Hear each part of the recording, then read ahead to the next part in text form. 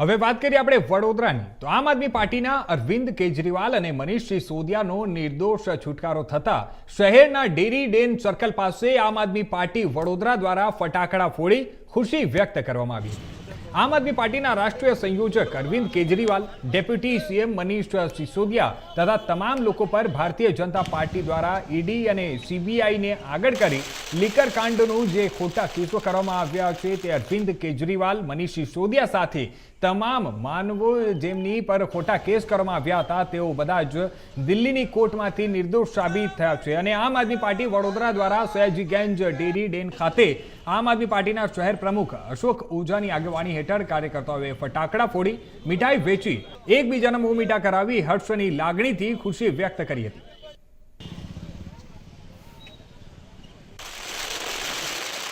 આ ઉજવણી જે ટૂંક સમય પહેલા ભારતીય જનતા પાર્ટીનું ષડયંત્ર રચ્યું હતું દિલ્હીમાં આમ આદમી પાર્ટીના સંયોજક શ્રી કેજરીવાલજીના વિરુદ્ધ, મનીષ સિસોદિયા વિરુદ્ધ કે જે આજે સીએમ અને ડેપ્યુટી સીએમ હતા અને પાછળ લોકોની હરોળમાં લાઇનમાં આમ આદમી પાર્ટીને બદનામ કરવા, તોડવા એ લોકોએ દરેક પ્રયત્નો કર્યા। ઈડી, સીબીઆઈ દરેક લોકોને પાછળ લગાવી અમે આમ આદમી પાર્ટીને નીચે બતાવવાનો પ્રયત્નો કર્યા, પરંતુ આજે બી આપણું લોકતંત્ર છે, જે કાયદાકીય ન્યાય છે એ ન્યાય અમને મળ્યો છે। બધા તમામ કેજરીવાલજી અથવા સિસોદિયાજી સાથે જેટલા લોકો એમાં હતા દરેક લોકો આજે નિર્દોષ બહાર આવ્યા છે। ત્યાંની કોર્ટે ચુકાદો આપ્યો છે, આગળ કેસ પૂરો થઈ ગયો છે। અમારી પાર્ટી જે ખરેખર એક ઈમાનદાર, સચ્ચાઈની પાર્ટી છે, સત્યતા, હકીકત, સત્યમેવ જયતે તે સામે આવ્યું।